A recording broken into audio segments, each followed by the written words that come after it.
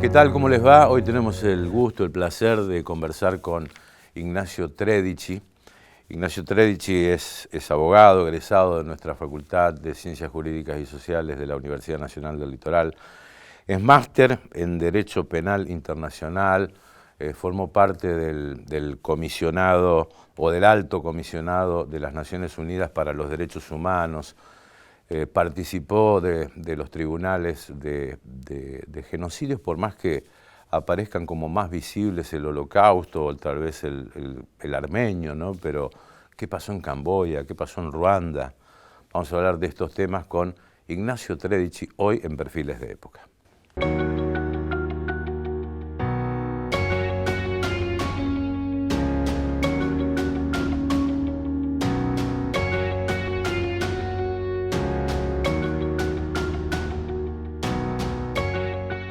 Hola Ignacio, ¿cómo te va? Un gusto. Hola Guille, buen día, ¿cómo estás? Bien. El gusto es mío, gracias por invitarme. Bueno, egresado de la facultad, y ¿cómo llegaste, digamos, a tomar la temática de los derechos humanos, incluso hasta a nivel internacional? Bueno, podría decir que la génesis del interés se encuentra en la facultad, en cierto modo, y de otro modo en el trabajo que tuve la oportunidad de hacer en la Fiscalía Federal de Santa Fe con la doctora Griselda Tesio en la década de los 90, a la búsqueda de la identidad de chicos que habían desaparecidos, que habían sido secuestrados, torturados y desaparecidos en la época del proceso. Los hijos de aquellos, de las víctimas que habían sido secuestradas y torturadas. Recientemente, antes de entrar a cámara, hablábamos del caso de Carolina Guayane, que fue el primer caso de recuperación de identidad de una chica. De recuperación de identidad, que se investigó en la Fiscalía.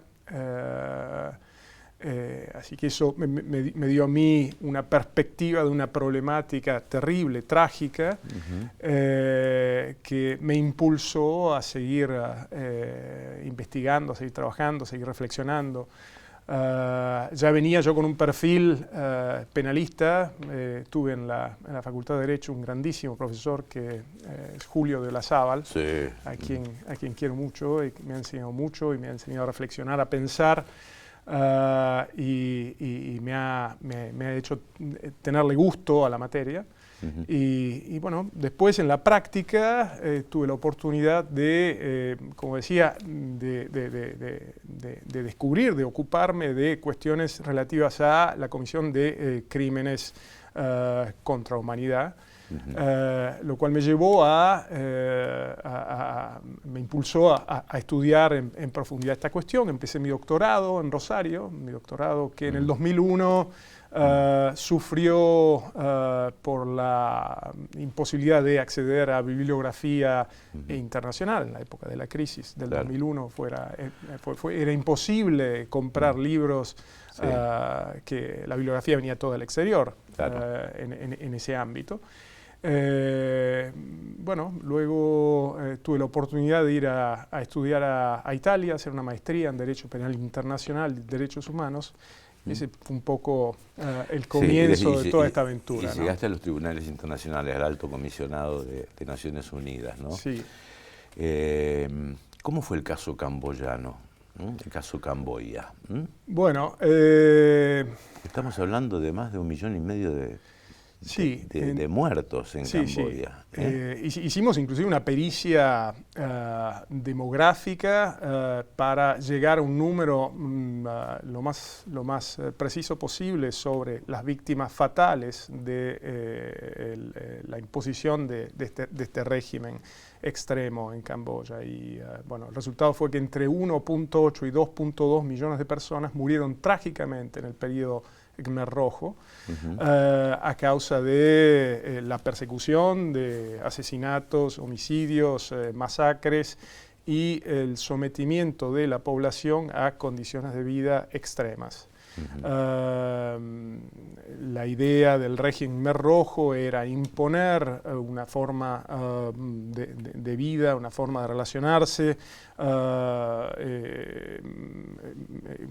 cambiando diametralmente la sociedad camboyana hacia un modelo maoísta extremo. Eran fundamentalistas, apoyados por China, fuertemente apoyados por China. Y bueno, lo primero que hicieron cuando llegaron, cuando llegó el régimen Khmer Rojo a Phnom Penh, cuando toma la ciudad que estaba en manos de el coronel Long Nol, apoyado por Estados Unidos, fue evacuar no solo Phnom Penh, la capital, sino todas las grandes ciudades. Y enviaron en masa, mandaron en masa, forzadamente, toda la población a el campo para trabajar en condiciones extremas, es decir, con poquísima comida, sin acceso a medicamentos. Habían suprimido todo lo que de algún modo tuviera o evocara la sociedad capitalista del ancien régimen.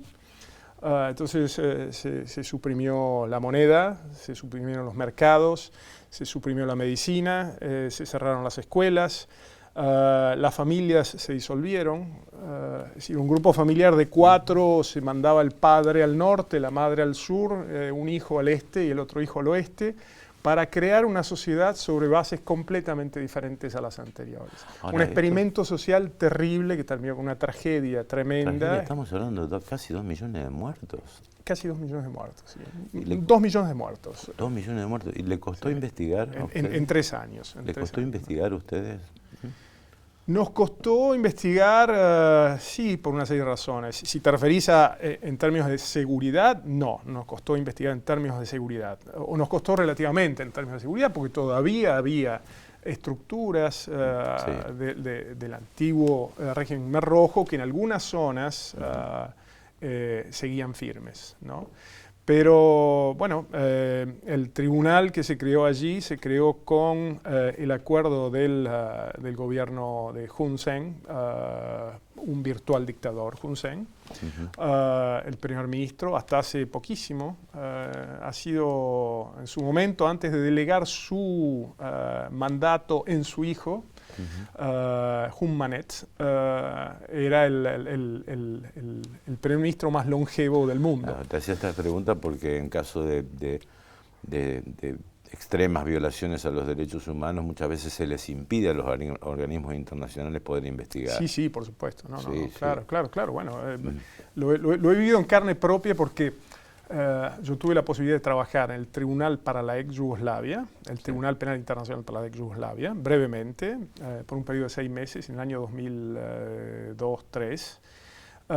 Después mi primer trabajo como fiscal lo tuve en el Tribunal Penal Internacional para Ruanda, que funcionaba en Arusha, en Tanzania, y juzgaba los crímenes de fundamentalmente genocidio y crímenes contra la humanidad cometidos en Ruanda en el 94. De allí, posteriormente, salté a Camboya, donde coordiné por un periodo de 6 años las investigaciones jurídicas y fácticas, ¿no? De los crímenes cometidos por el Khmer Rojo. Es decir, que tengo experiencia desde el tribunal y después de eso, bueno, trabajé en un periodo en Ginebra, en el Alto Comisariado para los Derechos Humanos de Naciones Unidas, pero luego me fui a concursé y gané un cargo en Brindisi, que es en el sur de Italia, que es donde vivo actualmente, en una oficina cuya oficina central está en Nueva York y se ocupa de sostener las misiones de paz de Naciones Unidas en el mundo, fundamentalmente en África, ¿no? Sí. Entonces he tenido un contacto directo con la realidad que yo estudiaba en los tribunales. Claro. Es decir, así me ha tocado estar en zonas de guerra activa. He estado en el noreste del Congo, no en Kinshasa, en la capital, sino en el nordeste del Congo, donde hace 3 meses atrás el M23, que es un grupo, una milicia sostenida por el gobierno de Kagame, que es el presidente ruandés, tomó toda esa zona riquísima en riquezas naturales, ¿no? He estado en Sudán, en Darfur, trabajando en Darfur.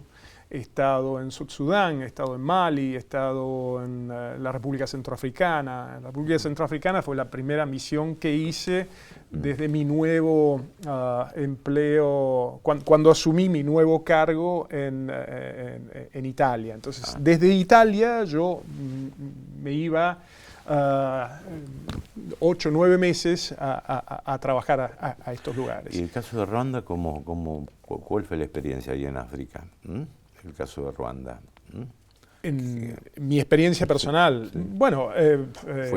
fue también un genocidio, ¿o no? Sí, por supuesto, claro. Nos murieron cerca de 800.000 personas en un periodo, se habla de 100 días, se habla de 3 meses, pero en realidad el grueso... limpieza. Sí, el grueso de las víctimas fueron asesinadas en el primer mes, en las primeras 2 semanas. Que fue cuando el gobierno Hutu en el poder, frente a la caída del avión del presidente de la época, Habyarimana, Hutu, decidió llevar adelante, cometer un genocidio extremo, ¿no? Consideraron que era un acto terrorista la caída de aquel avión, ¿no? Ese fue el argumento. Eso fue el argumento para salir a matar 800.000 personas. Exacto. Al día de hoy no se sabe con exactitud cuál fue la causa es decir, quién tiró abajo este avión, ¿no? ¿Quién derribó este avión? Ha habido investigaciones de parte de Francia, de parte de Naciones Unidas, todavía no se ha llegado a una conclusión certera de quién derribó el avión. La consecuencia fue que se lanzó desde el poder un ataque masivo contra un grupo étnico en particular, el Tutsis, que eran una minoría que tenía una disputa ancestral con la mayoría en el poder Hutu. Las masacres fueron terribles, y las muertes llevaban adelante a machetes y a palazos. Violencia sexual era habitual. Sí, era sistemática y extendida. Fue terrible. Vamos a hacer una pequeña pausa, después me gustaría hablar porque hoy vivimos en un mundo mucho más interconectados, ¿no? que en otros tiempos, ¿no? Y si es suficiente la condena internacional, que muchas veces, o si hubo o no hubo, ¿no? Me gustaría hablar de cómo estás viendo el tema de Gaza, donde hay imágenes de niñitos en piel y hueso, colas para tener un vaso de agua y agua contaminada, ¿no? ¿Cómo estás viendo este tema? ¿Cómo ves el tema de las migraciones también, que es otro fenómeno internacional que es para destacar en el marco de los derechos humanos? ¿Te parece? Perfecto. Enseguida seguimos con Ignacio Tredici.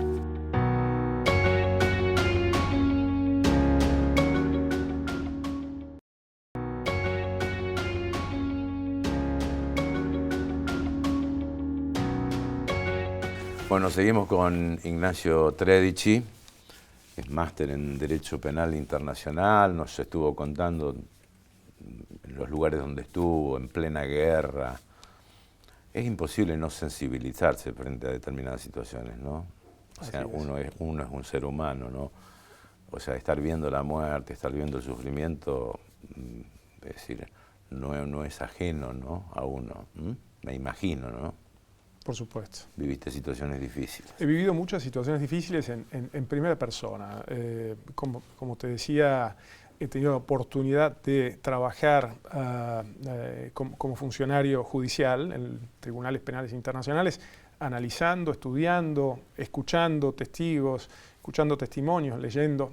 Pero después, con el tiempo, me trasladé al terreno. Quizá qué fuerza interior me llevó a buscar acercarme al sufrimiento de la gente, a la tragedia, que finalmente tuvo consecuencias a nivel personal, ¿no? Porque fue muy duro. Los últimos años, yo estoy jubilado desde hace 5 años, los últimos 5 o 6 años de trabajo mío que fueron en el terreno, como decía anteriormente, en Congo, en Darfur. Estoy hablando de lugares donde han sido cometidos genocidios, ¿no? O por lo menos crímenes contra la humanidad terribles.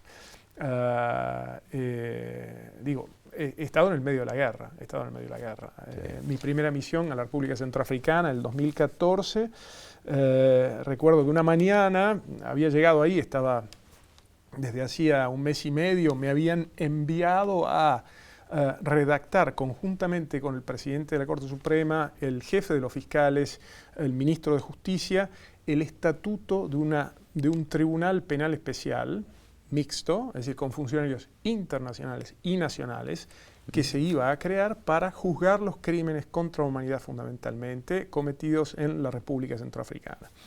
Y una mañana, después de 2 meses de mi llegada, tomo un taxi colectivo, es decir, la gente sube y baja, paga una moneda, sube y baja y hace.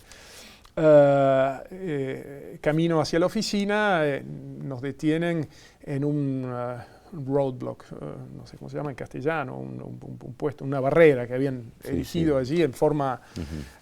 venían camiones cargados de milicias con palos y garrotes y machetes, y ese mismo día, en ese instante, explotó la guerra. Retornó la guerra a Bangui, a la República Centroafricana. Tuvimos 2 semanas, bueno, yo logré en ese momento, recuerdo que el taxi frenó, salieron todos corriendo, la gente que compartía conmigo el taxi, que yo no conocía, y me decían a mí, escapá. Y yo digo, ¿pero qué pasa? Yo no he hecho nada, escapá. Yo salgo del taxi, para cuando se me cae el teléfono que se abre en 1000 pedazos en el medio de la ruta, me pongo a levantar el teléfono y haciendo como si fuera un turista distraído, y claro, llegan estos camiones cargados de gente dispuesta a matar, que efectivamente a partir de ese momento fue una masacre ahí, ¿no? En el mismo centro, ¿no? Estuvimos 2 semanas refugiados todos, por momentos boca al piso, esperando que no nos mataran, ¿no? Y yo veía los tanques de guerra desde mi ventana que llegaban y atacaban las zonas donde supuestamente se escondían los milicianos estos rebeldes que llegaban a atacar. ¿Y cómo estás viendo el tema? Porque muchos huyen de los regímenes totalitarios, teocráticos, como quieras llamarlo, ¿no? Pero se produce este fenómeno de las migraciones, ¿no? ¿Cómo hay que abordar este tema desde el punto de vista de los derechos humanos, ¿no? Porque muchos países dicen, yo no quiero migrantes en el país, de vuelta, ¿no? Y gente que se muere cruzando el Mediterráneo, por ejemplo. Sí, ¿no? terrible, es terrible. Bueno, emigrar es un derecho y como tal debe ser reconocido. Ahora, ese derecho tiene que ser regulado de modo tal de que sea respetado, pero que dé también la posibilidad a la gente que escapa, porque gente que escapa o gente que emigra, la gente migra por diferentes razones. Infinitos emigran porque escapan de una realidad que es inviable, que es imposible. Y como decía, es un derecho que tiene que ser regulado, es un desafío muy grande para los países, Europa en particular, Italia, España en particular, que son puntos de contacto, Grecia en particular, que son puntos de contacto primario con emigración desde África. donde yo vivo, en el sur de Italia, esto es una realidad... Sí, pero también es una realidad que muchos de estos países europeos han mantenido colonias en África, es decir, Ceuta y Melilla, Argelia. Absolutamente. Es decir, hoy día no, los argelinos no son franceses, o los senegaleses no lo quieren. Absolutamente, sí. Bueno, por eso digo, emigrar es un derecho y como tal debe ser respetado. Tiene que ser regulado de modo tal de poder gestionar en forma respetuosa de los derechos y eficaz las oleadas de inmigrantes. Y como digo, estoy en la primera línea porque viviendo en el sur de Italia se ve gente llegar en barquitos, en barcones, en balsas. Yo he estado, por otro lado, en las zonas de las cuales provienen estos inmigrantes. Claro. Conozco la realidad terrible que enfrentan y las pocas posibilidades de construir un futuro digno para ellos, para sus hijos. Así que soy absolutamente empático y justifico y apoyo la aventura, el emprendimiento terrible que es cruzar el Mediterráneo, por ejemplo. ¿Cómo estás viendo el tema de Gaza, de la Franja de Gaza? Por un lado, Hamás secuestrando gente y manteniéndola cautiva. Ha tomado Palestina, un grupo terrorista, y por otro lado Israel cortando el suministro de víveres, chicos desnutridos que se mueren, gente haciendo cola para poder tomar un vaso de agua, ¿no? Sí. ¿Por dónde pasa, en tu criterio? Es un tema muy complejo. Sí, es un tema muy complejo, desde un punto de vista jurídico, normativo, y eso lo hace de mi práctica profesional, que se ha enfocado en la cuestión de genocidio y crímenes de guerra.